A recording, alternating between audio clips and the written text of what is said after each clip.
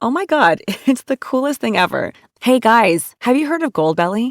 Well, check this out. It's this amazing site where they ship the most iconic, famous foods from restaurants across the country, anywhere nationwide. I've never found a more perfect gift than food. They ship Chicago deep dish pizza, New York bagels, Maine lobster rolls, and even Ina Garten's famous cakes. Seriously. So if you're looking for a gift for the food lover in your life, head to goldbelly.com and get 20% off your first order with promo code GIFT. I think you're on mute. Workday starting to sound the same? I think you're on mute. Find something that sounds better for your career on LinkedIn. With LinkedIn Job Collections, you can browse curated collections by relevant industries and benefits, like flex PTO or hybrid workplaces, so you can find the right job for you. Get started at linkedin.com/jobs. Finding where you fit. LinkedIn knows how. This episode is brought to you by Progressive Insurance. Fiscally responsible, financial geniuses, monetary magicians. These are things people say about drivers who switch their car insurance to Progressive and save hundreds. Visit progressive.com to see if you could save. Progressive Casualty Insurance Company and Affiliates. Potential savings will vary, not available in all states or situations.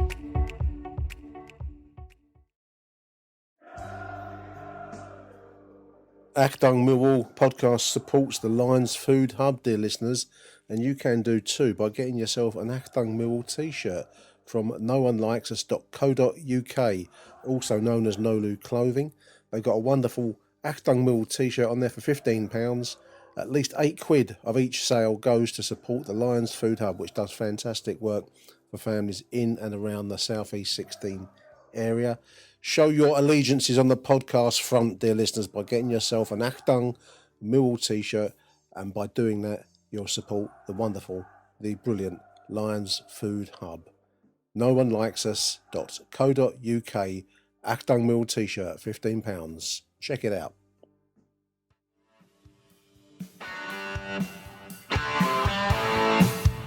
You're listening to Achtung Millwall, broadcasting from the beautiful South Birmingham. Accept no substitute.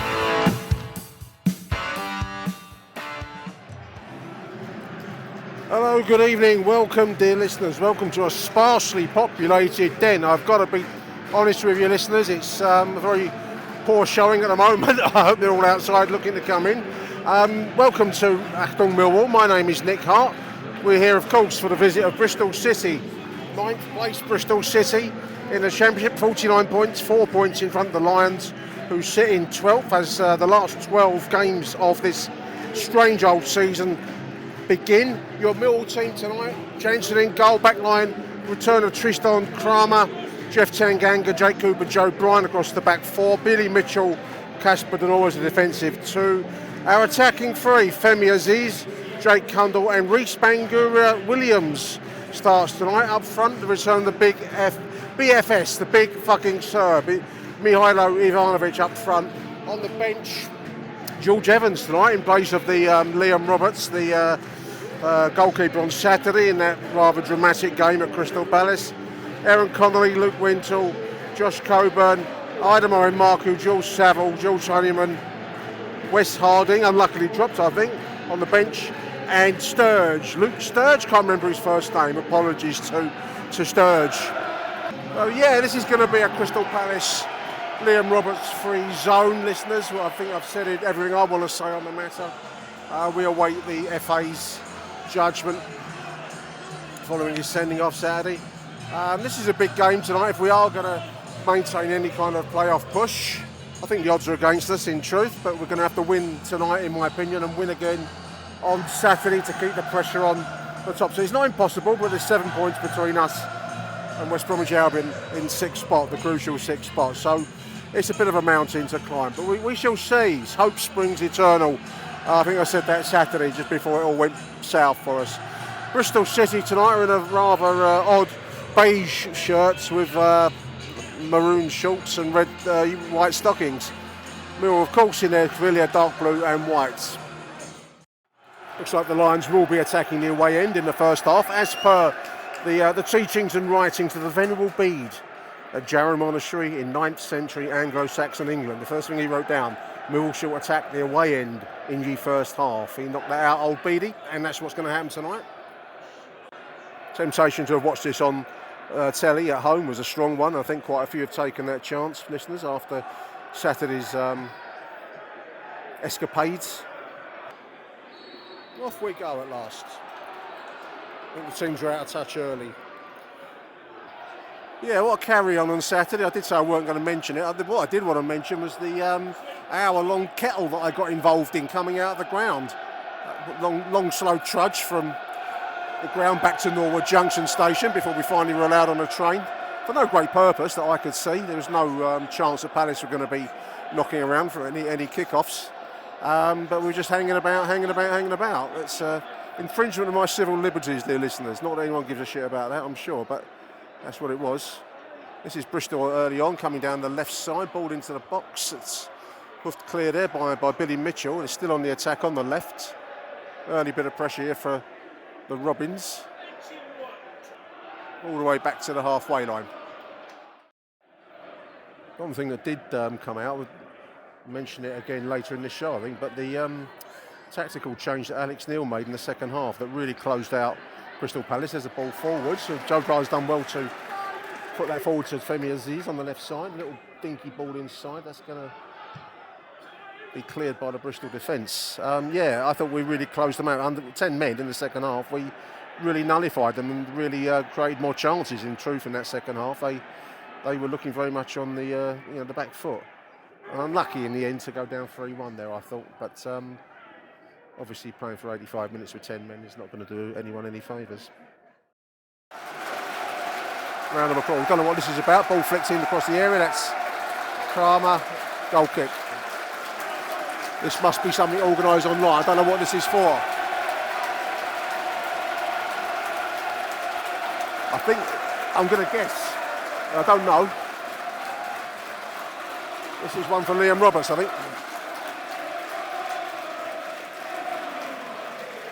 This is a Liam Roberts round of applause, listeners. I didn't know that was coming. Brilliant. That took me by surprise.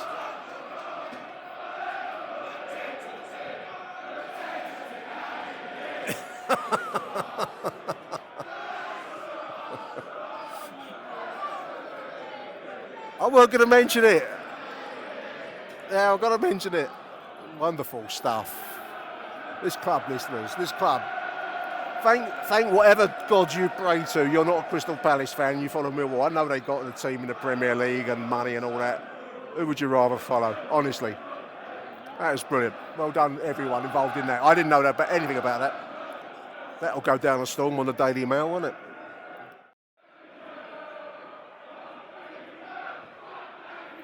The fuck Daily Mail now. A bit of art wrestling going on over there. That was Cundall being wrestled away by the Bristol defender. No offence seen there by the referee. Yeah, the Daily Mail been banned, listeners. I had a bit of a tete-a-tete with Oliver Holt, who apparently, their sports journalist, I didn't know this because I looked him up, he's the son of Eileen Derbyshire, who plays Emily off of Emily Bishop off of Coronation Street for all you soap opera aficionados out there. He's her son. I didn't know that, did you? He read history at Oxford University. The 17's on a run down the right side, whilst I character assassinate Oliver Holt. That's gone for a right-sided corner, listeners. Yeah, he wrote an article slagging us off because they've been banned from the press box by the... well done, the club, by the way. Well done. Great to see us, the administration of the club standing up for Millwall fans there after their character assassination, as they've rightly called it, of Liam Roberts. Also, there's another one, what's his name? Kieran Gill, who wrote an article that actually was headlined, the beastly, boorish Millwall. I thought that ought to be the club's slogan. Ought to be our motto on the badge. Beastly and boorish. In comes the right-sided corner. That's headed well wide left. This article that Oliver Holt has written, of the Daily Mail, was wonderful. It included a paragraph. It must be a Stockport fan. I remember the game. We beat them 5-0. They were on a slide, but he mentioned coming out of South Bermondsey along the caged walkway, and what he describes as a visceral level of hatred towards the travelling Stockport fans. Visceral level of hatred.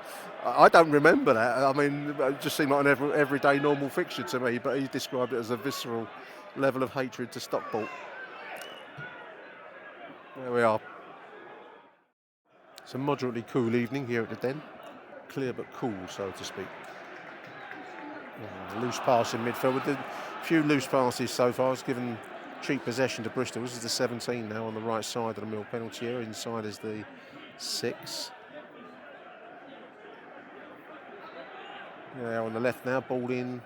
That's going to be spilled a little bit by Lucas Jensen, but we dodge it. Cleared by Femi Aziz. It's gone all the way back to the Bristol goalkeeper. Yeah, a little bit of a crossing from the left, and Jensen just slightly flapped out. I think that's one critique I'd make of his game, listeners.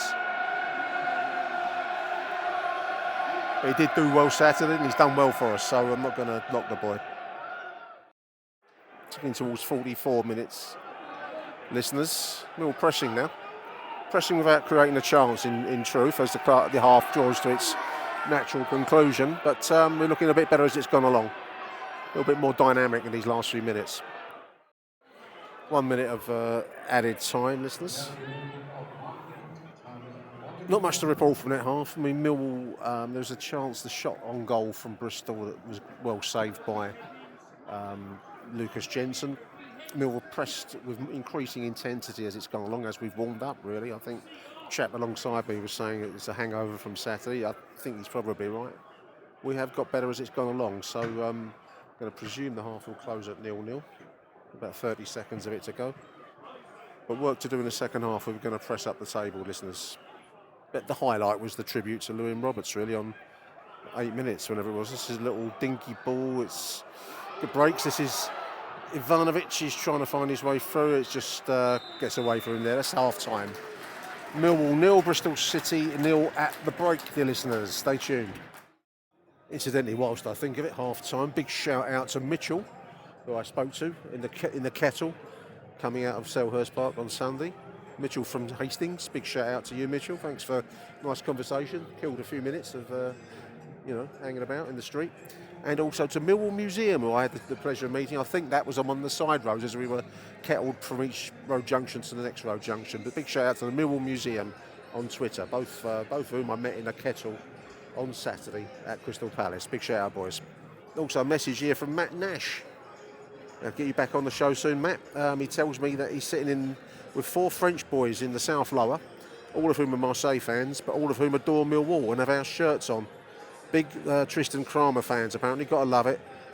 Big thank you, Matt Nash, and fantastique to the French boys in the South Lower tonight. Welcome back, dear listeners. Teams are coming out. Bristol been out for a little while. Millwall just entering the pitch. Looks like I don't know Mark who's coming. I didn't see who's come out, unfortunately.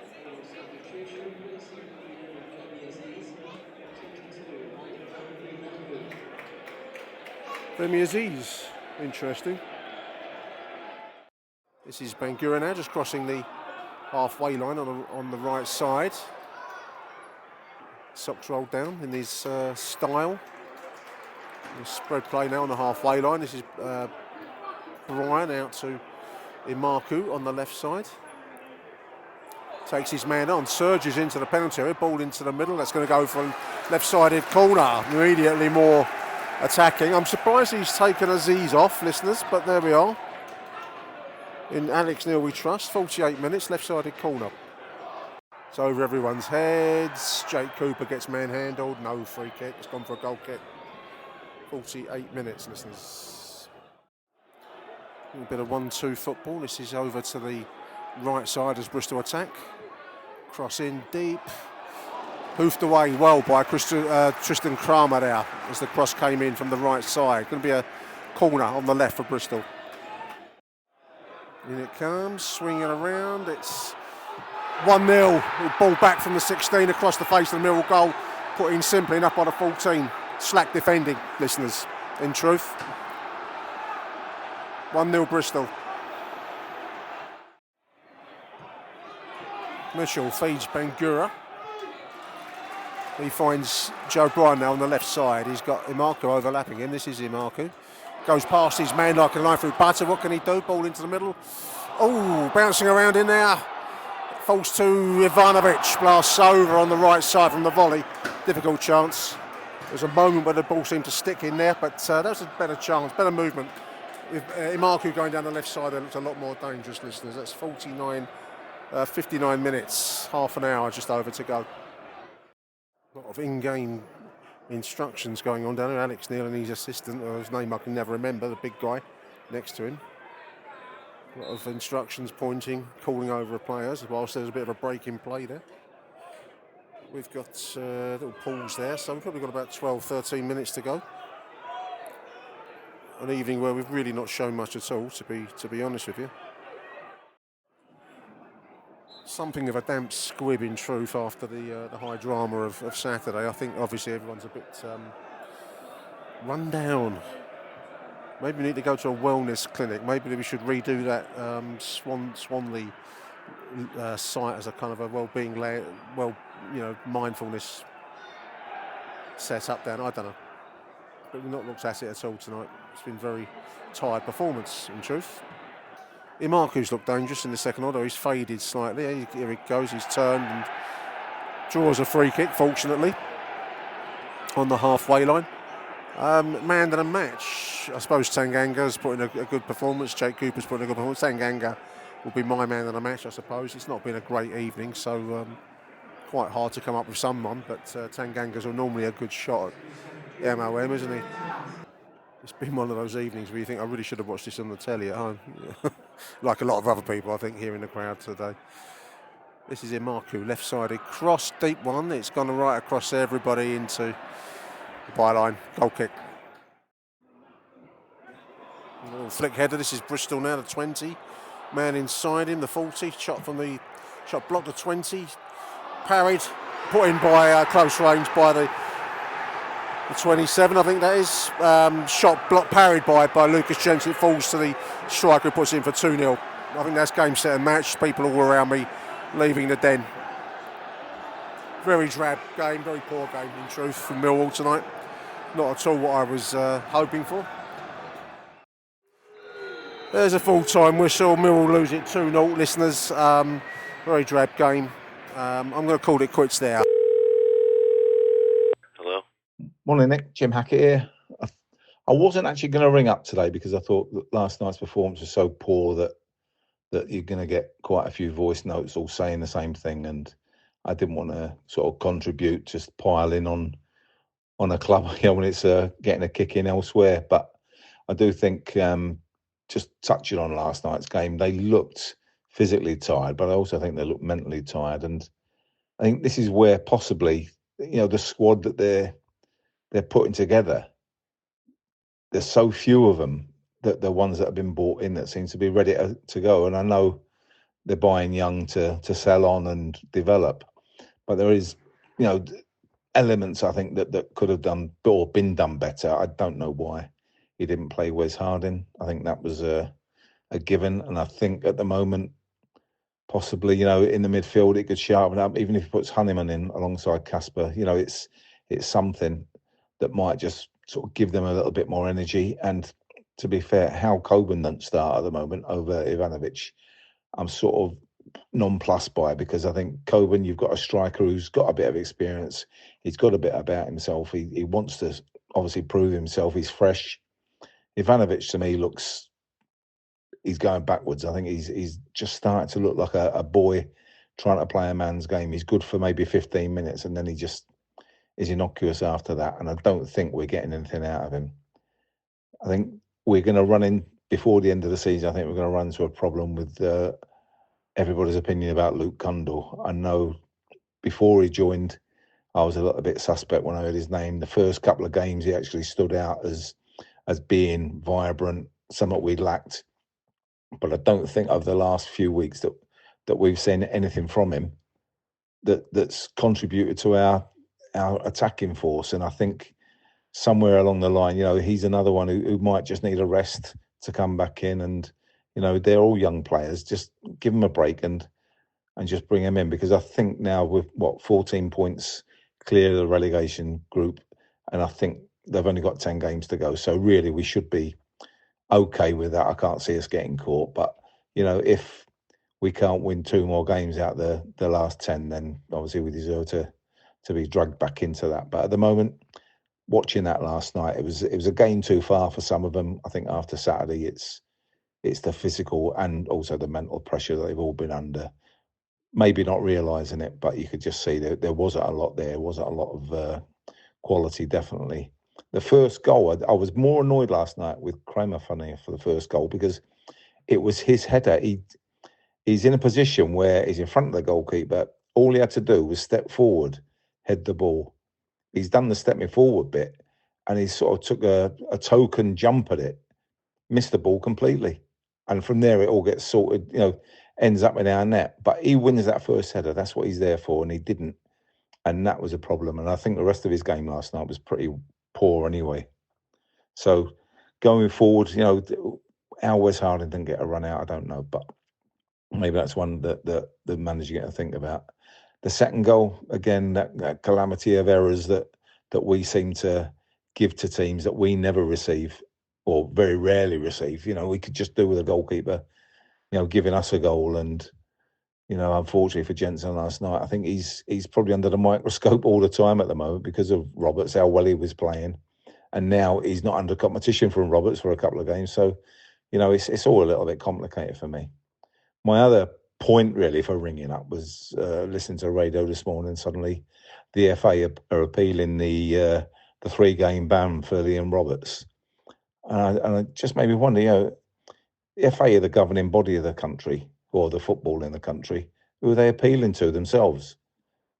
Some bloke in his office go down to the next office and say, I think we'll appeal that. So what do you think? If they want to appeal it and they want to make it longer, they'll make it longer, because that's what they do.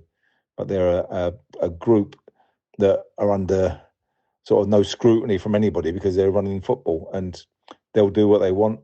What they'll do is they'll set a precedent, but it won't be a precedent that they'll accept going forward. If it happened to one of the big clubs and one of their players did it to somebody, they brush it off as being an accident or a mistimed challenge. I think with Liam Roberts, the media, that absolute cunt Parish, has made it even worse, with his comments on Saturday, and it's not going away. 4 days later, and they're still really banging on about it. We've even played a game, and they're still going on about it. So, for me, the FA, they're a bunch of charlatans anyway, but, they're now going to make an appeal against themselves, to make sure he gets a longer ban, which is ironic when he's not even playing in the first team. So do reserve games count in that ban? Who knows? But anyway, that's it, Nick. I'm not too bothered about last night. I know it wasn't a great showing from the club. I think the support showed that everything about the game was flat and insipid, and I think we are better than that. And it's just like us to go to Watford on Saturday and give a good account of ourselves. And I think that's where Alex Neil can show a little bit of leadership and pick a team that has a bit of energy. Again, I don't know what's going on with Connolly. Hopefully, so I've read this morning on a WhatsApp group that he might have a bad back. Now, if that's the case, why don't they say something, sort of broadcast it a bit more? Because straight away, if he's not playing, everybody gets the conspiracy theories going on. So if he's injured, tell somebody. As for the rest of them, let's hope that we get a better performance on Saturday and he picks the team that can do a job. Oh, well, onwards and upwards. So come on, Millwall. This episode is brought to you by LifeLock. During tax season, your personal info travels to a lot of places. Between payroll, your tax consultant, and the IRS. If your W-2 gets exposed, that's just the ticket for identity thieves. That's why LifeLock monitors millions of data points every second. If your identity is stolen, they'll fix it guaranteed or your money back. Don't let identity thieves take you for a ride. Save up to 40% your first year. Visit LifeLock.com/podcast. Terms apply. Life is made up of many gorgeous moments. Cherish them all, big and small, with Blue Nile. Whether it's for yourself or a loved one, Blue Nile's unrivaled selection of expertly crafted fine jewelry and statement pieces help make all your moments sparkle. Blue Nile's experts are on hand to guide you, and their diamond guarantee ensures you get the highest quality at the best price. Celebrate a life well lived in the most radiant way and save up to 30% at BlueNile.com. That's BlueNile.com. Will full coverage make me look cakey? Is my undertone neutral or is it cool? We get it. Finding the right foundation is hard. But with Il Makiage, it's easy to find your perfect match online, customized for your unique skin tone and coverage needs. Plus, with Try Before You Buy, you can try your full size at home for 14 days. With over 600,000 five-star reviews, this best-selling foundation is going viral for a reason. Take the Power Match quiz now at ilmakiage.com/quiz. ILMAKIAGE.com/quiz. Achtung, Millwall. Welcome back, dear listeners. Well, that was an evening which left me wondering why I bothered. To be quite honest with you, dear listeners, one of those really drab evenings. Very few people in the den last night. I think the official attendance was 12,000, but there was no way was there 12,000 people inside the ground last night. I certainly was, and a few other diehards around me. Very drab game, very dreary. Very hard to understand some of the post-match comments here from Alex Neil, where he says we didn't do much wrong. We lack cutting edge, he says, speaking to the BBC, quoted on the BBC website after the game. We lacked cutting edge. If you look at their goals, one's from a corner, one's from a goal kick, it's not as if they've carved through us. It was just basics. Agree with him there. I mean, the first goal was that the ball fell to the man on the left side of the goal. He got a really well placed cross across the face of the 6-yard box. Poor defending, really. Basics, I suppose. That's what Alex Neil's talking about. He goes on to say that's got nothing to do with how we are set up. The biggest frustration is the basics cost us a game without Bristol having to do too much. I would agree with him on that. I thought we were better in the second half. I didn't think so. So that's frustrating. We can't dwell on it too much. I don't think we did much wrong. I think we did quite a bit wrong in truth, because we never really carved out any decisive moments. I can't remember. I just looked at the highlights reel before I started speaking for this little piece, listeners.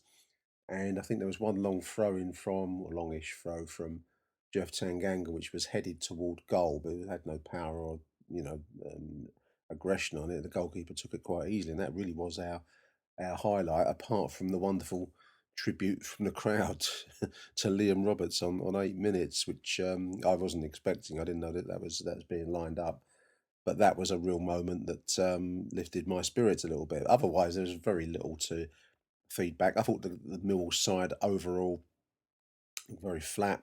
Whether the weekend's events and the aftermath have drained our energy reserves, I kind of got that sense last night. I also got a strong sense of end of season-itis coming over us, which is maybe understandable. We do look safe now. You can never say never, but there does seem to be a sufficient gap with just 10 games to go now, I think, is it? Or is it 11 games? Can't remember. Very listless, very, very tired performance.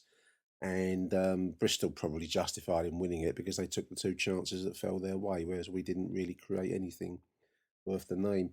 I'm going to go to Watford on Saturday. I must admit, I'm thinking, why don't I just sit at home, watch it on the telly? But that's not how we do it, listeners, is it? So I will be going to Watford on Saturday, so we'll see what we get there. I think we've got to be realistic and say that there's no chance now of a playoff run. I didn't see enough in last night's showing to warrant that. Alex Neil saying we won't dwell on it, but I was expecting way more than what I saw last night. I can accept losing, but not losing where you don't really look like you're caring too much about the result. Anyway, we do have some voice notes for you, listeners, from last night's events.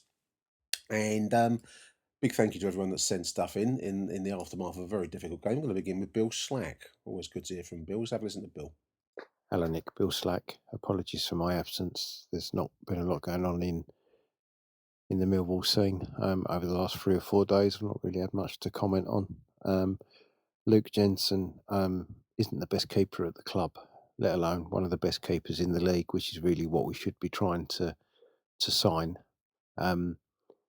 He can't come across he's always got a bollock in him. His kicking is fucking atrocious. And he's not up to this level, and he shouldn't be playing for us. That's just a fact. I personally, I've only seen Liam Roberts play twice, but I've been really impressed with him both times. I think he should be our first choice keeper. Luke Jensen is always going to let us down when it matters. There's a little bit of George Long about him, I'm afraid to say. Our season's just petering out into nothingness. I'll take Championship survival. I'd certainly have taken that when Alex Neil came in. He shored it up. I've got confidence in the fella, but we looked absolutely shot tonight. And you know what? Perhaps we were absolutely shot. We kept up with a Premier League team with 10 men for how many? 90, 100 minutes. So maybe there was a little bit of that tonight. It certainly wasn't a typical Millwall performance. There was absolutely nothing in that. My old man's a little bit under the weather, and we were going to come along to the den tonight and changed our minds at the last minute because he weren't really up to it. And how relieved were we that he was a little bit under the weather? Because to be honest, walking out of there at 10 o'clock on a Tuesday night, having watched that, is not my idea of fun. So I've had a right result. I'm indoors, and I can get a relatively early night. But I think if you look at our midfield, how it started, them middle three, Cundall, Mitchell, and Casper. There's no goals whatsoever in them. There doesn't seem to be any attacking intent or talent. I'm so sorry to say this, but I think Billy Mitchell is more Bromley than Bermondsey. He look at the fucking goal. The second goal on Saturday was Mitchell panicking and just trying to smash it anywhere. Comes off Tanganga and they score. Well, when was the last time that he tried to smash it anywhere? And we got a 92nd or 94th minute equaliser against us. He's not for me. I love Bill. I'm very grateful to him, but he's not a Championship central midfielder. Not if you're looking for a player who's going to offer some creativity or surely we're past these players who work hard, break things up, and then pass it sideways. Jimmy Abdu is my absolute hero at Millwall. He absolute favourite player ever. And he was a much better footballer than some gave him credit for. But Mitchell just, he'll always be buzzing about and he's always high energy. But he's also got a bollock in him. He's also got a panic up in him, and there's just there's no forward. There's no creativity to his game at all. And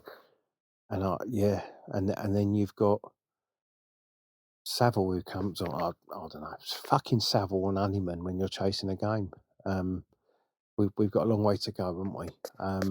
But nice to be back, and I wish you well, mate. And hope all your listeners are well too. I'll speak to you soon. Thank you, Bill. Yeah, back at you, mate. Back at you. I'm sure everyone listening would say the same. Good to hear from you. Lucas Jensen. Alternately does well. That it made a good save in the first half. There was a shot from the D, which he got down low to his right. Got down well and blocked it. And I thought on Saturday at Palace he did well, whilst having the ability to flap at crosses and miscommunicate. I think at times. I do agree with you, Bill, about Liam Roberts. The tribute to him last night I thought was actually quite touching, really. And then the whole kind of the chanting of the ironic chanting of let him die and all that kind of thing afterwards, and the Daily Mail abuse. I thought that was really nice. But I do think in footballing terms, probably Liam Roberts is the more sound and solid goalkeeper. I do think probably goalkeeping is going to be an area to address in the summertime. I don't know how long Lucas's contract is for, or Liam's contract is for, or whether Liam Roberts is seen as a potentially, a championship level goalkeeper able to take on a season. I don't know. I'm sure these would be calculations being made by Alex Neil and his staff in the weeks ahead as this season does peter out now. It did feel very much like, the end of the holiday season is looming, cricket season's starting soon, all that kind of vibe last night. I hate midweek football, listeners. And the older I'm getting, the less I like going down the Den on a midweek. I didn't get home, went by train last night, didn't have a car, so I didn't get in till it was well past 10:30, but near 11:15 time I got indoors, farted around on the trains, and it's just. It just makes for a very late night, doesn't it? And maybe if you'd have won, then it's a lot more tolerable. But I do tend to hate the midweek stuff. I was really struck by how empty the Den was last night, listeners. Very sparse. Maybe it's on the telly. I think you're right, Bill, in that you touch on the draining effect of Saturday. I was thinking this in the ground last night, and I'm thinking it again now this morning. The sheer, you've got the footballing side of it, which is the keeping pace of a Premier League side for 85 plus minutes, however much time was actually played with 10 men on Saturday. And also the draining effect of the media onslaught. I think it's easy to say, everyone, a really gratifying thing at Mill is that we the circle the wagons. When someone from the outside's coming in to attack one of ours, we circle the wagons, and personal kind of, there's all sorts of pops being had at each other in normal circumstances. That all goes out the window whilst we face down the attack from the outside. I think that's really, really one of our greatest strengths. And last night's chanting and applause for the 8th minute was typically humorous and uplifting at the same time. So I would just want to say well done to whoever got that together. It passed me by. I'm not on the websites anymore, so I would have missed whoever's organising that. But really well done, everyone. It caught me by surprise, and I think probably would have caught a lot of people by surprise. There we are, Billy Mitch. Yeah, we do need more dynamism. I'm sure the midfield, as we've just said there, Bill, is going to be an area to review. Maybe going forward is going to be. We haven't seen anything of some of the newer boys that we've signed, have we? Was it AJ Matthews? Was it? Can't remember the boy's name even. BBB Benny Benicio. We haven't seen a hide nor hair of him. Obviously, Camille Negley got injured on Saturday. He was out for 6 weeks. I think I've just read on social media. So. There's and we didn't see the left back Sturge. I thought Joe Bryan played well last night, and Tanganga will always give you, and Cooper will give you solid performances. But there's a lot of work to be done, and I think, as Bill says, we're a long way short of the mark yet. So we shall see. We shall see. Let's have a listen to Hassan. Hello, Nick. It's Hassan here. Just thought I'd leave some thoughts and comments after tonight's rather drab and dreary 2-0 defeat at home to Bristol City. Yeah, it was a tough one there, I've got to say. The players, they went at the races tonight. They looked very leggy, they looked very tired. I think that game on Saturday with 10 men for about 85 minutes obviously took a lot out of them. A lot of players weren't at it. The game itself, I mean, Bristol City are a good side. I was impressed with the way they moved the ball, the way they controlled possession, the way they create opportunities to attack. And again, do you know what? It's another team who played wing backs, and we just couldn't handle it. I remember, I think I left a voice note after the Plymouth game and after the Preston game. Both of those games, the opposition team played wing backs, and we just couldn't handle it. And I think teams now have worked this out. If they can cut us out going down the wings, then we haven't got anything going forward. I mean, look at Kramer's performance compared to the game against Derby. It's night and day. He could not get forward, and when he doesn't get forward, we can't attack very well. We struggle to attack. So he had a very difficult game. For me, Joe Bryan was man of the match for us. I know, we lost and everything, but he done very well. He defended well. He committed what he could going forward. Bangura Williams, again, he doesn't do enough for me. I'm not saying he's a bad player, but I say we need to nurture him a little bit. He's very young, and we've done it with Eze. I think Rara done it, Harris done it. We dripped him in and out. We need to do the same with Bangura. We can't pin our hopes on him too much. He's still learning the trade, and he'll come good. There was a few moments he had here and there, but it didn't pull off, unfortunately. But he'll come good eventually. A couple other players. Kundal needs to start up in his game. I think since his debut and since the Leeds game in the cup, he hasn't really done it for me. He's been very quiet, not very influential. He seems to get bullied off the ball too easily as well. So he needs to improve that side of his game. I mean, the goals were just poor. The second one, Jensen's got to do better than that. He parried the shot straight into the waiting Bristol City player. So that was pretty poor. But, it is what it is. We are a mid-table side. We're not going to get the playoffs. I don't think we're going to go down. So I think a lot of fans need to remember that, especially those who left before the end. It's like the second goal went in. It was time to go home. It's like, come on, support the team for fuck's sake. Everyone's giving it the big one after Saturday. They've done so well, the boys. We're 10 men, even though we lost. It's like, why can't you do it on a drab night? There's no need to leave so early. And not only that, all this half-hearted booing. It's like, what are you booing? Come on. We got beaten by the better team. Okay, we didn't turn up, and we were a bit lackluster. But come on, man, put it in perspective. We've got a project ongoing here, and I believe in this. That Alex Neil's going to get us firing all cylinders. If not this season, hopefully next season. Let's just get this season done, get as many points on the board, then push on to next season and see what happens from there. We've got to remain positive in that regard. It's never nice watching a team lose, but you've got to look at the bigger picture. Jose Mourinho, he's the special one. I'm the philosophical one. I'll try and remain positive. Glass always half full. But yeah, on to Watford away, and let's see if we can get a response from tonight. All the best, Nick. I like the philosophical one, Hassan. I might nick that. That's going to become your new tag, mate, on the show, the philosophical one.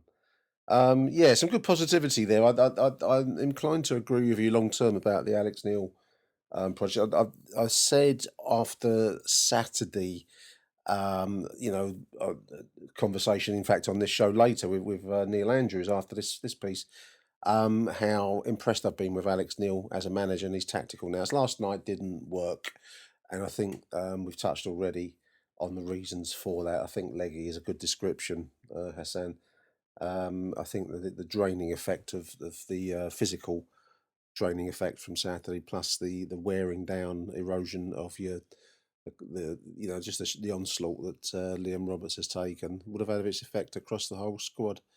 Got to get past that.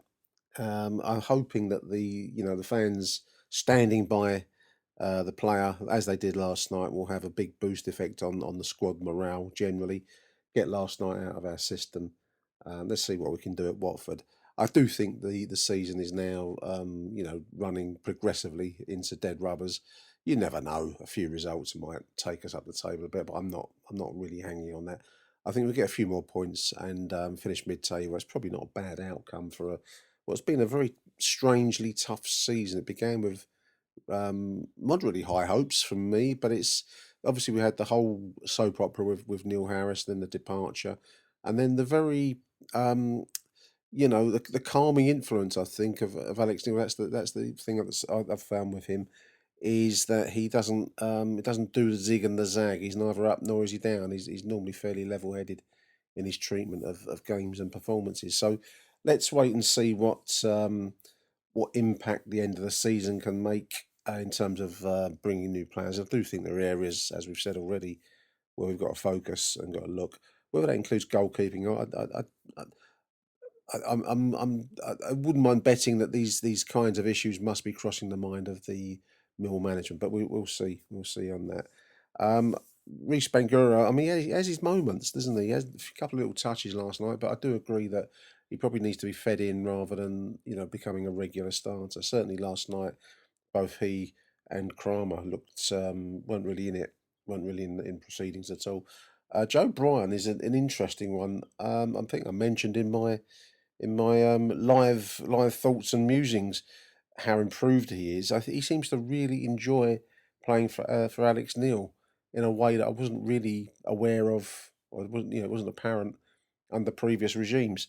So there is a lot to look forward to. Whether that includes a wing back system, we've probably got to make some moves transfer wise and bring players in that can do that. We've not really looked comfortable for a little while now. against teams that come at us in that way. So, as I say, work to be done at the end of the summertime. Let's have a listen to Bobby T. Come on, let's have a listen to Bob. Nick Hart, Bobby TV, half time. I can see you in the clouds. Fucking crunching carrot, Bristol City cunts. It's been all Bristol City, Nick Hart, mate. But Marco now just sitting down the tunnel. Marco is going down to get changed. Aziz has done nothing. And Marco's on, mate. This is a must-win, mate. This is a must-win, Nick Hart. It's been all Bristol City, mate. We ain't offered fuck all, mate. Half-time 0-0. Fucking Robins. See you later, Nick Hart. Bobby T signing off half-time. Got to win this 1-0. Bye for now. Nick Hart, Bobby T. When are we going to learn? When are we going to learn? They've come to our backyard, to the den, and just hitting one. They deserved it first half. Second half, we are useless. We're utter shit. Like, the den is empty, Nick Hart, and the Bristol City crunching carrot cunts are fucking cheering. Like, we get a sniff of the playoffs, and we always fuck it up. We're a mid-table side, Nick Hart. I'm saying my bullshit now, mate. I am fucking fuming. Should have won this game. First half was utter shit. Second half, hit and run. Bad 2 goals to concede. On the break, on the run. We've got 2 up front, 4-4-2. We're not even playing to them, mate. Anyway, but Nick Hart, I'm fuming. I'm still here. It's an empty den. So sad. Season's over. Bye for now. Nick Hart, Bobby T. Empty den. Embarrassing. Oh, could be a third. That could be a third. But Kramer is not a footballer. I don't care if he's been bought for centre-back. He's not a footballer. He's fucking utter garbage shit, Kramer. I prefer West Harden. Now, Watford, we're going to go and win at Watford now, but playoffs are over. Now, mid-table, it's what Millwall are about, Nick. I'm looking in front of me, empty den, man. Sad times, man.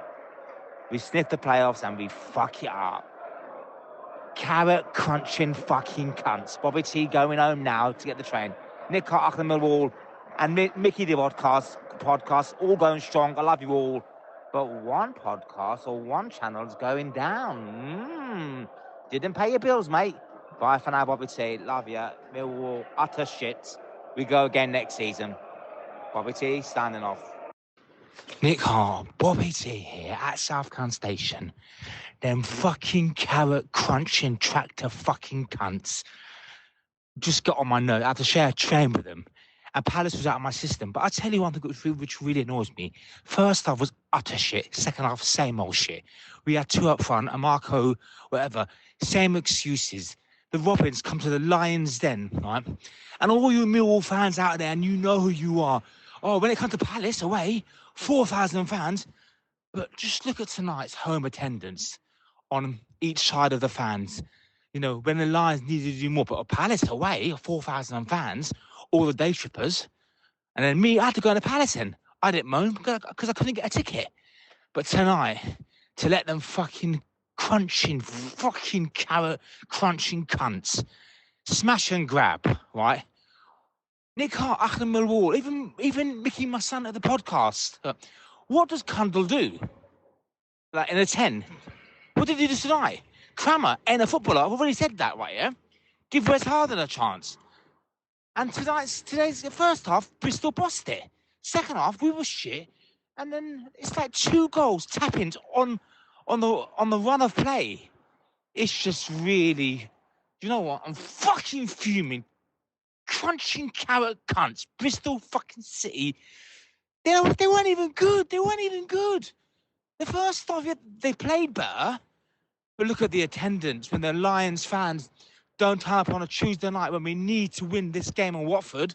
What happens? Fans don't turn up.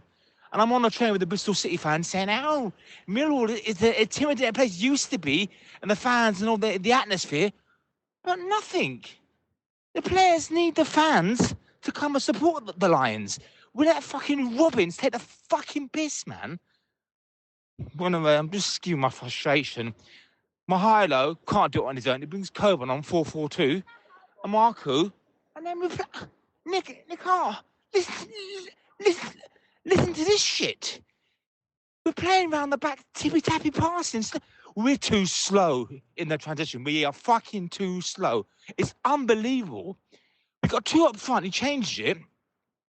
Banger Williams, I'm sorry, mate. You can't get into the game. Fancy footwear. Is there another essay? Love him to bits. Youngster, you know. But we don't launch the ball up. The second half was abysmal, boring shit. Utter rubbish. Now, Watford away. Season's over now, Nick Hart. Sorry to keep rambling on, but I'm passionate and I'm fucking fuming. You fucking crunching carrot cunts. Take over London Bridge, got onto the tread on the bridge, and they delayed it.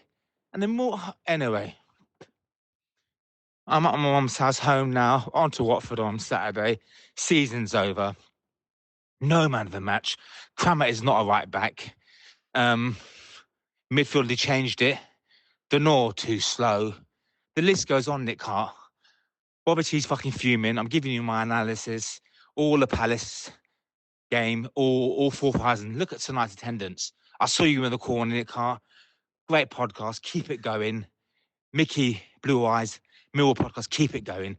But the other podcast or the other channel went bankrupt. And that's it. Millwall, mid-table season. Very disappointing, really. Right, very disappointing. Why didn't Connolly play? You know, a striker. Why didn't Connolly play? So, excuses. There's no excuse for this tonight, Nick Hart. Millwall fans, to lose at home to Bristol City.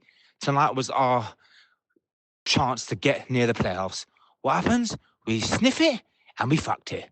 Bye for now, Bobby T. Fucking fuming. Nick Hart, Bobby T, one more thing here now, quickly. I need to get off my chest. Did we have one shot on target? Did their keeper make one save? No. Embarrassing. Good night. Bye for now, Bobby T. Inimitable stuff there from Bobby. I don't think we did. We had a header. There was, I looked on the highlights reel, Bob, and there was one very weak header from the long throw from Tanganga down below where I sit. But it was on target, I suppose you'd say, but there's no power behind it. But apart from that, I don't remember anything. Can anyone out there else remember much? I don't. Yeah, it was a very dreary night. The thing is with a game like Palace, of course, it's going to sell out. It's got that kind of edge and profile. It's also being played on a 12:15 kickoff, wasn't it? But Saturday afternoon is just so much more convenient for many people, even though it was an early one. But yeah, no, I take the point. Midweek games are difficult. I sometimes wonder whether there's a case for kicking them off earlier, listeners. What do you think? You know, the European games often now kick off at 5:45, 6 o'clock, don't they? There's probably, you know, as many people are inconvenienced by that as would find it easier. I know that you know, after a full day's work, lugging down a den for what is usually a fairly under par performance, we never seem to really perform in the same way we would do with a 3 p.m. Saturday afternoon kickoff. I don't know. There's a pressure of television, Bobby, isn't it? Big thank you, Bobby T. There. I don't know which podcast you're talking about, mate. We're still here. I think Mickey's still going, isn't he? I saw their stream the other night. I just want to give a big shout out to everyone that does content like this. No one has to do it. It's all voluntary. We get all sorts of different takes and views and opinions, and that's brilliant. You know, more the merrier, in my opinion. The only thing I ever say is make it something that you would want to listen to yourself. That's the only you know, advice I ever give to anybody that wants to set up a podcast. But no, the more the merrier. People don't have to listen to anything. No one has to listen to this show if they don't want to, if they don't like the sound of my voice. You know, there's always choice. So the more choice, the better. So a big shout out to everyone, including TMP, Mickey, and Chris Chaps and Dan Lions TV and No One Likes Us Talking, all of them. So I don't know which one you mean, Bob, to be honest. But anyway, there we are. We're going to play now Matt Richards, followed by Rob Woodford. And Nick, Matt Richards, talking about that pile of shit last night. Just awful. Just really worst home performance this year. And we didn't create a lot, I know, but I just thought we just lacked energy, and Bristol City had that they had an abundance of that. They pressed us all match. You know, it started out in the first half and you just thought, well, they can't keep this up, and they did. most of the game was played in our half. It's the only place we can actually pass the ball to each other, and that was around the back. The passing was sloppy. It's just absolutely shit. And if that's what we're going to be served up now between now and the end of the season, Jesus, it's just not good enough. I listened to Alex Neil's post-match, and he's right. The 2 goals, we gave them to him, didn't we? Losing balls in the first goal, losing balls in the box. Cooper was just asleep. Guy wins the header. There's nobody marking. There's loads of space. The 2 players that managed to keep the ball, the guy cross it across the front of the guy. There's nobody near him. And then the guy who prods it in, there's nobody near him either. It's unbelievable in a congested penalty box. And then the last goal is just it's just a comedy of errors, isn't it? They both go for the same ball. One lead, I think Cooper leaves it for Tanganga, and he misses it as well. Brian misses the tackle, and Jensen probably should have done better because it was straight at him, and he's got to push it to the side or keep hold of it, and But that was it. We weren't threatening anything. The only threat really was, I thought Aziz did well in the first half, till he had to come off. But and then obviously Idemo in the second half. But I don't think we had a shot on target, did we? It's just absolutely dire. No atmosphere. Hardly anybody turns up. It's Sky Sports. Well, it wasn't on Sky, was it? But it says midweek curse.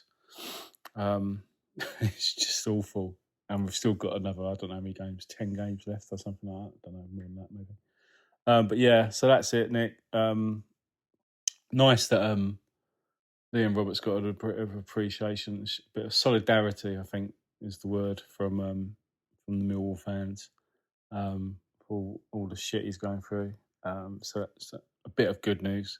And Ryan Leonard's triggered another year's extension to his contract. So it's good to have him, I think, for at least another year anyway. So, okay, Watford on Saturday. I'm going as well. Looking forward to that already. Okay, Nick, let's hope it's a better performance on Saturday. Cheers, mate. Come on, you lines.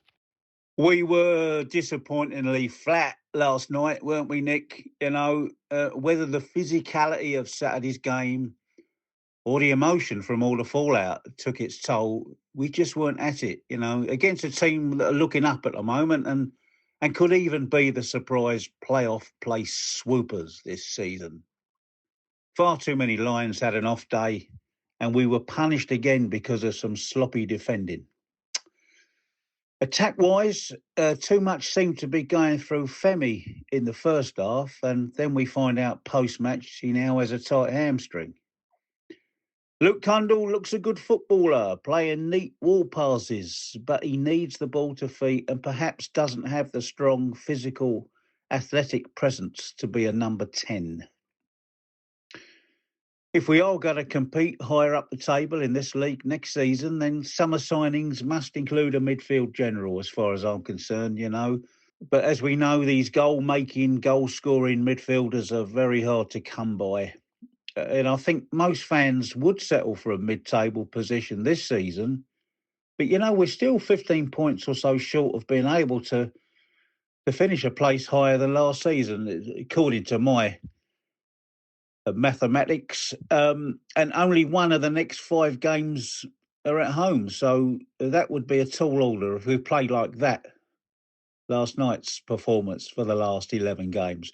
But I'm sure we'll bounce back, and the 3 points at Derby are now looking massive in the context of our season. And I thought the gaffer looked and sounded irritated post-match, but he'll get them up for the weekend, I'm sure. I think the pack will be shuffled and perhaps a rare start for the bright spark of the second half, Idemo Himaku. And I'm also hoping for the return of Aaron Connolly. Just something a bit different, shake it up a bit. But for all the online doomers, gloomers and wrist slitters out there, keep your chins up. This is Millwall. This is what happens. You know how it works. Yes, it was an absolute bollocks performance, but we don't get to mid-table by playing like that consistently. And the Lions under Alex Neil will bounce back against Watford, and then we all know what's coming after that. Come on, you Lions. Thank you, Rob, and thank you, Matt. Before Rob, love the positivity there, Rob. Yeah, I mean it's difficult in the morning after, the night before to summon up that enthusiasm, but I do make you right. It was we looked very tired from Saturday. I think it's taken its toll on everyone. I'm sure the playing squad, the management, and indeed the staff and certainly the fans. There we are. Big thank you to everyone that's contributed to last night. I think that's probably about as much as we can say about last night's performance. I'm going to take you over now to a conversation I had yesterday afternoon, so before last night's game, listeners, with show regular, friend of the show, Neil Andrews. He wanted to get a few bits and pieces off his chest regarding the whole Liam Roberts controversy from Saturday, so we're going to go to that now. Big thank you to everyone for contributing to today's show, and we'll be back on Achtung Millwall at the weekend. I'm going to go up to Vicarage Road. Do send me your voice notes post Vicarage Road, Watford, and we shall see you all again, or speak to you all anyway, on Sunday for the next edition of Achtung Millwall. Until then, from me, Nick Hart, thanks for listening. Bye for now. Arrivederci Millwall. Achtung, Millwall. Welcome back, dear listeners. Joining us on the show now is show regular, old hand, old face, goalkeeping expert, Neil Andrews. How are you, mate? I don't know about regular. I ain't been on here for ages. Well, it's good to have you back anyway, you know. Yeah. We're speaking, obviously. I've had nothing to say. I've had nothing to say recently. That's what don't they say if you have nothing to say nothing? So now Neil has Yeah. something to say, Yeah. I'm hoping. I was just listening before we joined the call, Neil, to Simon Jordan and impartial voices like Jim White on TalkSport, a neutral, always fair, balanced station, about the incident on Saturday. Obviously, Liam Roberts, who is currently awaiting whatever sanction the FA applied to him for the red card. Three matches is the show I was listening to was debating as to whether it should be more. General condemnation for Liam Roberts. I can't help. I mean, I know that we are a Millwall show and therefore obviously biased. But I can't help feeling that the boy's being vilified and held up as some kind of public villainy here when it's still, I've watched it a few times, the incident, and it still strikes me as the kind of thing that happens in football matches. It's unfortunate. Everyone wishes Jean-Pierre Mateta well, but it wasn't. There was no intent, and it was perhaps a reckless challenge, but it was not anything with any kind of malevolence in it. How did you see Saturday's incident, on which everything seems to have turned since? It is, yeah. I think it's very dangerous, some of the rhetoric that's coming out from the likes of Chris Sutton and Martin Keown and Steve Parrish's interview at half-time, I think, was a bit disgraceful, giving him a platform when he was so emotional, because that's kind of set the tone. And it's good to see the Daily Mail's been banned from the Den for their coverage. Yeah, I'm going to miss them. But, you know, oh, yeah, definitely going to miss them, you know. They've got the right ump about that, I can tell you that much. Yeah, it's unfortunate because, you know, their headlines are usually, you know, tea gives you cancer, coffee gives you cancer, next to be Millwall gives you cancer. So, you know, they've lost their headline. But yeah, I mean, in real time, you know, you could see it was a coming together. You know, you could see it was a clear coming together. He had won the ball, which doesn't mean a lot these days. The laws have changed. You know, you could go into a tackle, win the ball, and still get yellow carded or a foul. And intent doesn't seem to matter so much, Neil, either. You know, the fact he didn't mean it doesn't seem to count one way or the other.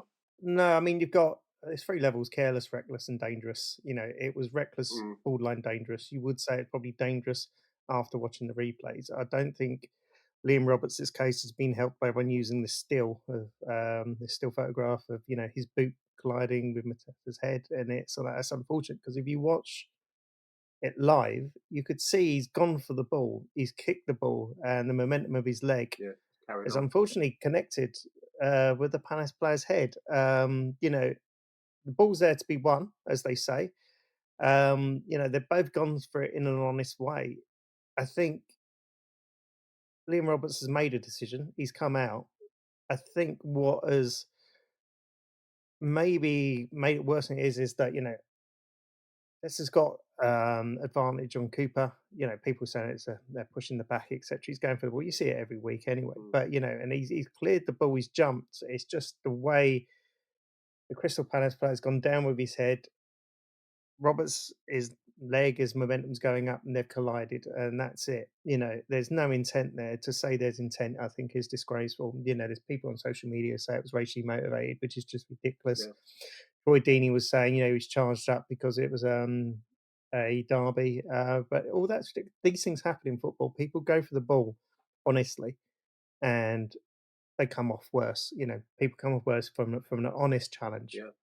I don't think it was anything less than an honest challenge. He was going for the ball. It's unfortunate the way it's turned out, but to say it's the worst tackle in the history of football is ridiculous. It is absolutely ridiculous. There have been goalkeepers that have died from challenges, and typically goalkeepers die from collisions to the chest and the stomach. There's a whole list of them on my website about them. There was a Wolves goalkeeper, James Utterson, died age 21 in 1935, who received a kick in the heart during the game. And you speak about challenges, you think about Ben Thatcher's, that elbow when he had no intention of playing the ball and elbowed him clear in the face. Paul Davis on Glenn Cockrell. Everyone talks about Schumacher, against Battiston in France in '82. None of these challenges were going for the ball. Roberts was going for the ball, and to say it's a horror tackle, the worst tackle, and it is just hyperbole to get column inches, and it's absolutely disgraceful. What do you think to the? I mean, the we at Millwall, I think probably we all collectively do have a slight chip on the shoulder that we get badly treated by the media. That they have a stereotype which we sometimes play to a little bit, but sometimes we hand it to them on a plate as well. But there's certainly a certain tone and kind of preconceived notion that Millwall is a certain type of club. And the media are very loath to relinquish that, aren't they? And I think a lot of the coverage this weekend, I don't know if you'd agree with this, comes from that notion that it's I don't know, some seedy backwater, slightly criminal, and the whole operation is a kind of a one step removed from the Richardson's car yard or something. There's a certain feel to the coverage. Would you agree? Yeah, I mean, the Mail was saying, Oliver Holt, who once tweeted to his followers there was a riot going on at the Den following Millwall's victory over Leicester City in the Cup. Unbeknownst to him, the BBC had cut to live pictures which showed anything but was saying that Millwall should own this tackle and what have you. It's a ridiculous comment, absolutely ridiculous. And some of the stuff coming out, about the club, it could be racially motivated. It's there's two people going for the ball, and the danger here is the effects on Liam Roberts. I think most people would remember John Thompson of Celtic in 1931, who died from a fractured skull after, he challenged Sam English, the Rangers striker, for the ball. As it turned out, he had a weak skull. That was the cause of death. But Sam English was so distraught, he retired a couple of seasons later, And it's this kind of pile-on that's happening, I think, is very, very dangerous. He's been victimized. He's been singled out for a challenge that you will see up and down the country every single day. The ball was there to be won. No one's saying it wasn't it was a dangerous challenge that became a dangerous challenge. It wasn't a challenge that started off with the intention of taking out a player. I think the way the play's gone, that's the way it's turned out. And when he makes contact with the ball, his foot isn't that high. It's the follow through, as you kick the ball away, it's the follow through, and it's unfortunate, that his studs have clashed with the player's head. But it's not like Battiston and Schumacher, it's not like Thatcher and his elbow, it's not like, even John Fashanu and his elbows flying, back in the day. You can think of Haaland and, Roy Keane about challenges where people went out to deliberately injure. I mean, maim the player. Roy Keane is now seen as some kind of national treasure after, physically assaulting someone who could have broken their leg. But anyway, that's a different matter. I mean, I was just watching this conversation between Simon Jordan, Jim White was the host, and Martin Keown, another player. But, you know, he was a robust player. Let's leave it like that. But they were saying that that Roberts obviously he's come out of his area. He can't handle it for fear of that's going to be a deliberate handball, red card anyway. He's got to try and clear it, Neil. They were saying he should have come forwards with his head. Well, okay, to head it clear, I guess, in some way. But then if you put your head, the momentum of him coming forwards, you can do as much damage with your head as you can your foot. I don't know. You know, his options were quite limited in that situation, in my opinion. There's cases of players dying after collisions with the heads as well. Malaga's Jose Gallardo, for example, died in 1987, a month after receiving a blow to the head from a collision against Celta Vigo. Yeah. You know, Jonathan Pearce made a comment. I don't like Jonathan Pearce at all, but he made a comment on Saturday during the game in the commentary. I don't know whether you heard it. He remarked about how the ball was bouncing quite high. Right. You know, and I think that may have played a part as well, that when Roberts came out, he wasn't expecting the ball to bounce as high as it did. So that's why I think he went with his boots rather than his head. Right. And I think the bounce caught players out. It's some of the vilification, like you say, has been disgraceful. You know, having played in goal, I've been, battered and beaten all over the place, by centre forwards going in with their elbows, etc. You run out and you clash. And, if you're all going for the ball, people are going to clash. And like you say, it was a reckless challenge that then went on the dangerous challenge just because of what happened with the ball and the momentum. It's not like he set out to, take out the opposition player at all. I think some of the, some of the adjectives used to describe the challenge are, disgraceful from the media. But, Trump must be pleased because it got him off the front page of Twitter.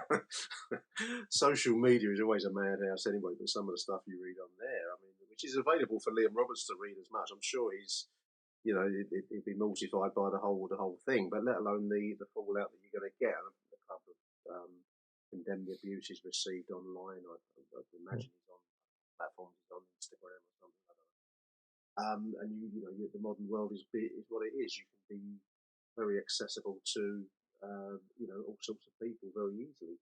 So there is an impact on him. Of course, no one wishes ill on the striker that's taken a clobber in that way and had X number of stitches in his head, and no one wants to see that. But I think it's just a very convenient story, as ever. Was the famous quote with Reg Burnley, isn't it? We do provide easy column inches, if that's still the expression online, for the media, which wait on it with bated breath. Yeah, the chance of letting him die, that made me laugh because I ain't heard that for a while. You see it all the time. I heard that in player went down, 1972. I heard that at Coldblow Lane.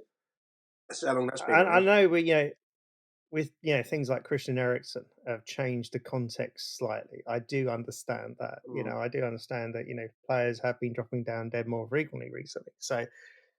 But to then Jonathan Pearce to get on his high horse and say, "Oh, that's disgraceful," like that's never been sung at a football ground before, was absolutely ridiculous. And it is, and it's just fueled social media. I actually saw a Leeds fan try and take the high horse over A, the chanting, and B, the tackle. And it's sort of like, seriously? Do you not remember your side from the 1970s? Don't you not remember your Munich chanting? It's like, whoa, that's right. How can... But these people live in a bubble, don't they? And they come online, oh, it's a disgraceful club, oh, typical thuggery. And it was a tackle that, went badly wrong through no real fault of the player's own. And he will have to take his medicine. The FA will, it's a minimum 3, isn't it, for a red card. Whether they'll add any on as some kind of message, I don't know. I don't know what message they're sending by that because, maybe you should have thought, there were split seconds. The other thing I want to say just about the chanting that's been again thrown around online so much is the angle. I was near the front of the Arthur Waite stand. Maybe 3 or 4 rows back from the front area. The view was diabolical. I couldn't have told you anything about. I saw there was something that happened down there. I couldn't have told you who was down, whether it was a Millwall player. In the end, it dawned on me it was a Palace player, but I saw nothing of the incident itself.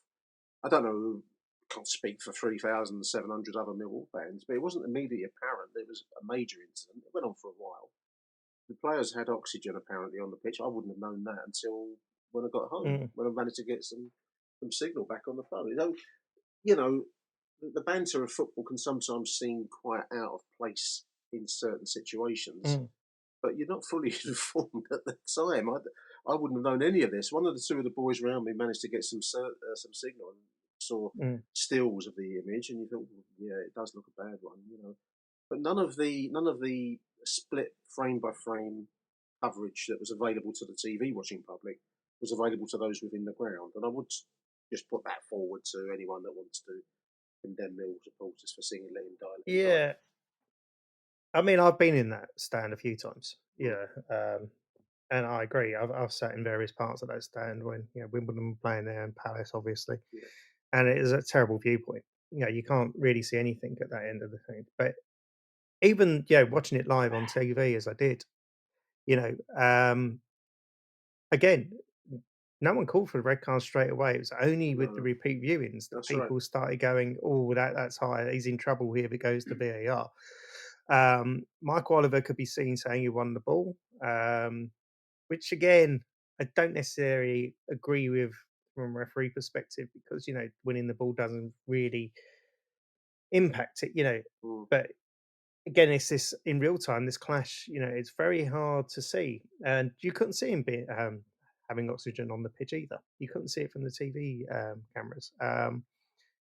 Why he was having oxygen for stitches, I don't know.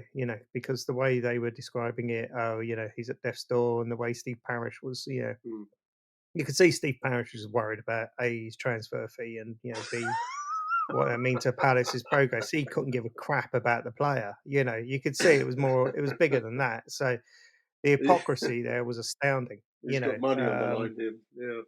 Yeah, because the entire build-up was all about Palace this, Palace that, this player, he's firing him here, there, and everywhere. And they knew there were pound signs, flashing in Steve Parish's eyes that were slowly disappearing. That's why he was moaning.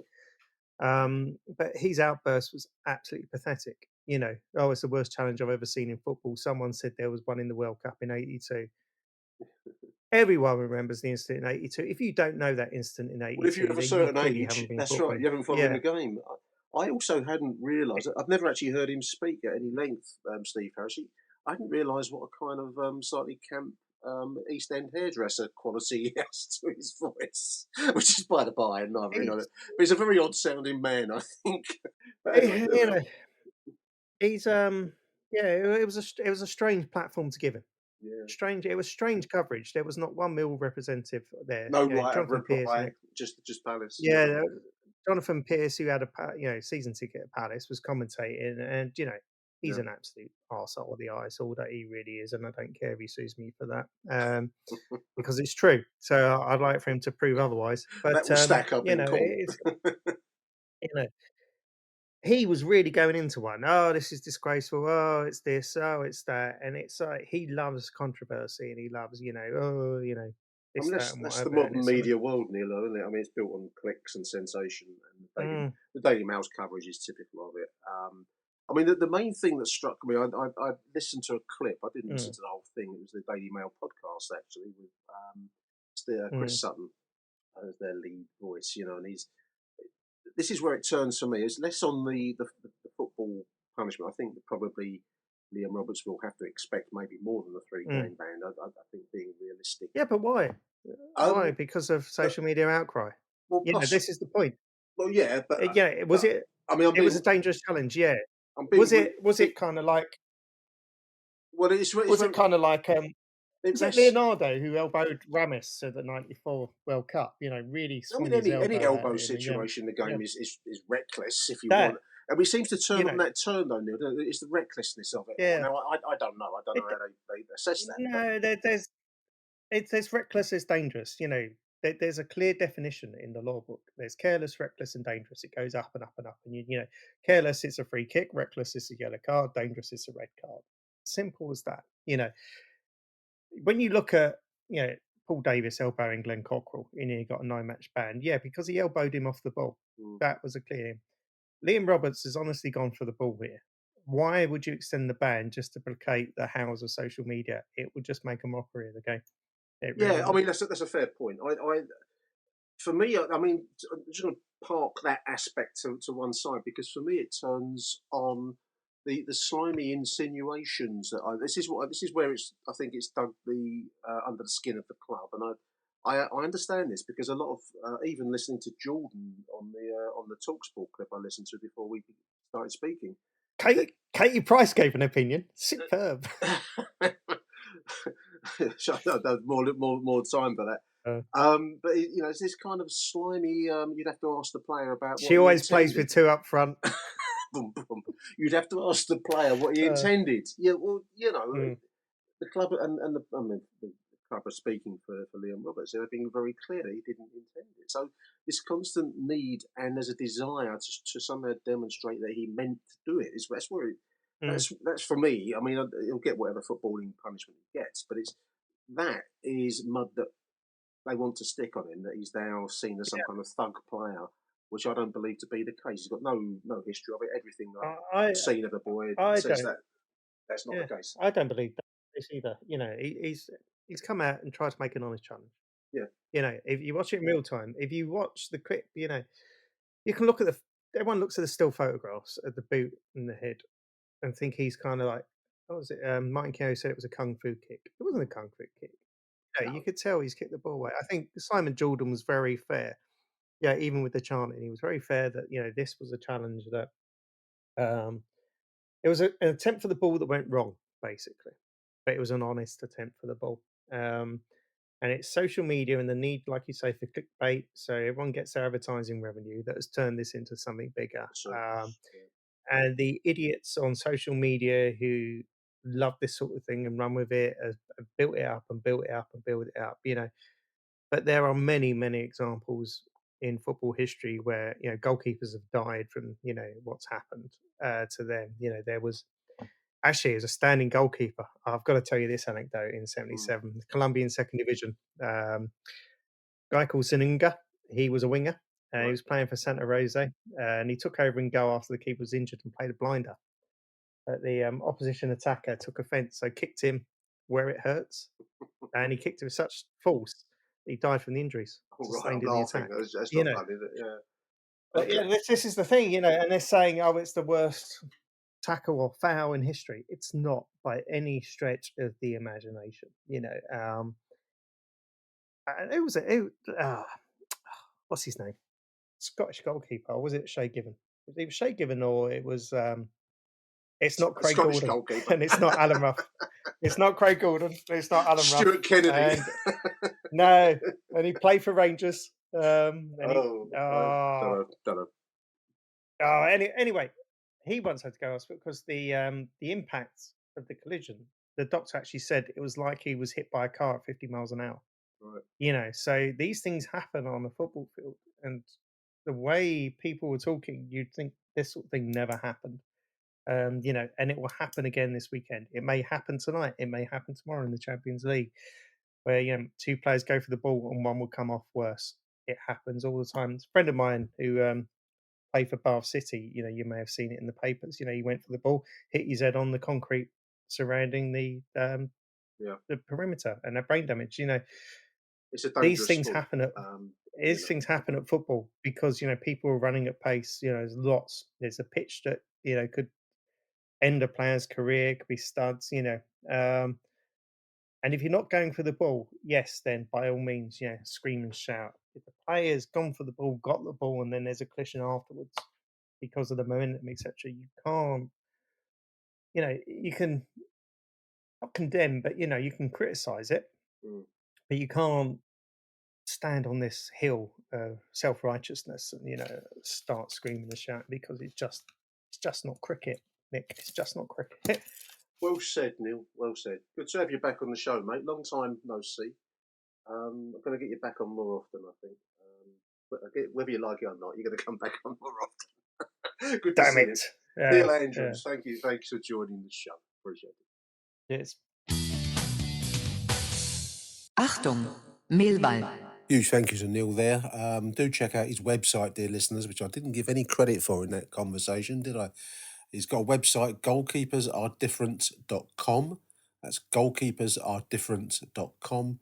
You can also find Neil on X at goalkeepersdiff. Goalkeepers DIFF. Goalkeepers diff on X. We've got one more voice note to play you before I close the show out, listeners. This one's from John Rankin. Big thank you to John. Just about caught the end of the edit, John. So big thank you to him. Thank you for listening, dear listeners. See you after Watford. Arrivederci Millwall. Bye for now. Hi Nick, hi listeners. Depressing voicemail to send in after a 0-2 home defeat at the Den at the hands of Bristol City, and I'll tell you what, I don't think I got off my seat once in that game, and I certainly wasn't very vocal because I knew from the word go we were off the pace. I could just tell, so I didn't really have a lot of emotion invested in the game, and I was waiting for the inevitable, and it inevitably came. And the reason is, to my mind, we haven't got a playmaker on the pitch. We need to start Aaron Connolly. And the reason I say that is that if the centre mids, or the CDMs rather, can pass the ball to him, he holds the ball up with his back to the opposition goal, he turns, he gets his head up and he passes the ball forward. It's as simple as that. That's all you got to do. But having said that, that's a tricky thing to do. You need skill to do that. You need composure on the ball, and you need a certain amount of physical strength. You need a good first touch, and you need a bit of vision. And those things are in very short supply at Millwall. The Serb had one of his poorest games. I mean, he, apart from actually scoring a goal, which obviously is vital, he needs to be more than just a finisher. You've got to be an outlet. You've got to give your team something to pass towards, and you've got to be able to hold it up. So without an effective number 9 and without an effective number 10, you're snookered. You're not going to go anywhere. Also defensively, I mean, Kramer is out of position and Jaffet Tanganga is out of position. You need Tango at right back and Kramer in the centre, and it's so obvious to me. I mean, Kramer was well out of his depth trying to run that flank. He's not a Ryan Leonard. Ryan Leonard could do it. And for me, you had to start Wes Harding, so I wasn't entirely sure about the team that went out there. Our midfield is very ineffective. We didn't win hardly any second ball last night, and you just can't win a match doing that. You cannot win a match. And also the problem is our style of play, setting up to defend and hit on the break. I don't know. I don't think that's the right way to play at home.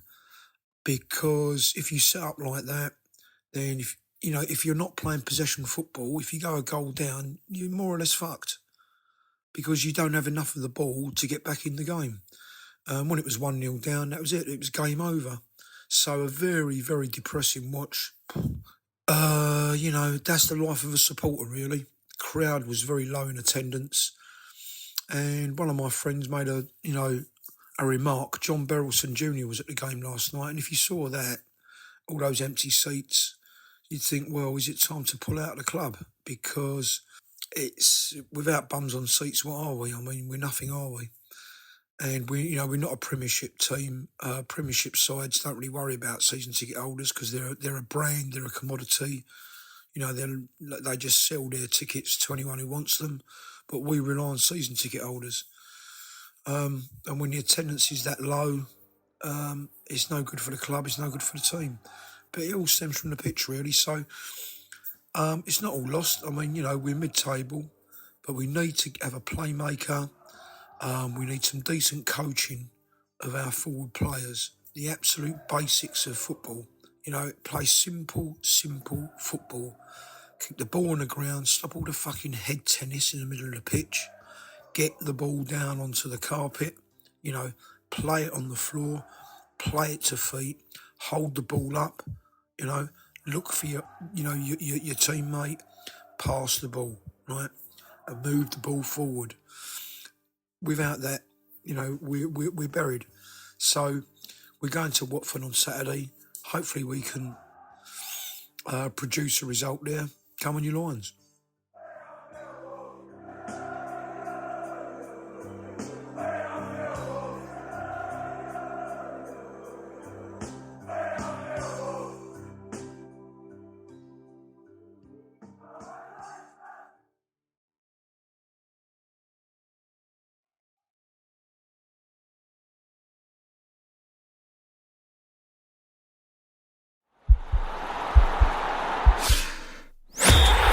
podcast is part of the Sports Social Podcast Network.